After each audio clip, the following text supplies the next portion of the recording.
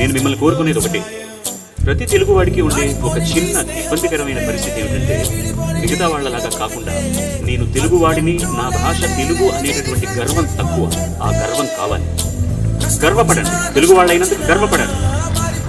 అలాగని మరొక భాషను తక్కువ చేయకండి. ప్రతి భాషకు దాని ముఖ్యత్వం ఉంది.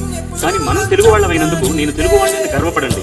నలుగురిలో తెలుగు మాట్లాడడానికి సిగ్గుపడకండి. ఇప్పుడు చెట్టియార్ గారు మాట్లాడారు, కుపుసాం చెట్టి గారు, ఆయన నాకు కొంచెం మధ్య మధ్యలో తమిళం కలుస్తుంది అని. ఏ భాషలో కూడా మరొక భాష కలవకుండా పరిపూర్ణత లేనే లేదు. మీరు లాటిన్ దగ్గర నుంచి ఒక సంస్కృతాన్ని తప్పిస్తే ప్రపంచ భాషలన్నీ కూడా ఇరుగు పొరుగు భాషల్లో నుంచి కొన్ని పదాలు తీసుకుని వాడుతున్నవే తప్ప ఏది పరిపుష్టైన భాష కానే కాదు. ఇప్పుడు మీరు ఆంధ్రదేశాన్ని తీసుకున్నా, తెలంగాణ తీసుకున్నా కూడా ప్రతి మండలంలో ఒక మాండలిక ఉంది. వాళ్ళు కూడా చాలా యాసలతో మాట్లాడతారు. మీరు తమిళ యాసతో మాట్లాడితే తప్పేంటి? మొహమాట పడకండి మీరు మాట్లాడాలి. ఆయన డాక్టర్ గారు చెప్పినట్టుగా మనం తెలుగు వాళ్ళు అరవాళ్ళ కంటే కూడా తమిళం బాగా మాట్లాడతారని మాట్లాడాల్సిన అవసరం లేదు. మనకు తెలిసిన తెలుగులో మాట్లాడుకుందాం, తప్పే లేదు. అందులో ఏమీ తప్పు లేదు, అర్థం చేసుకుంటారు.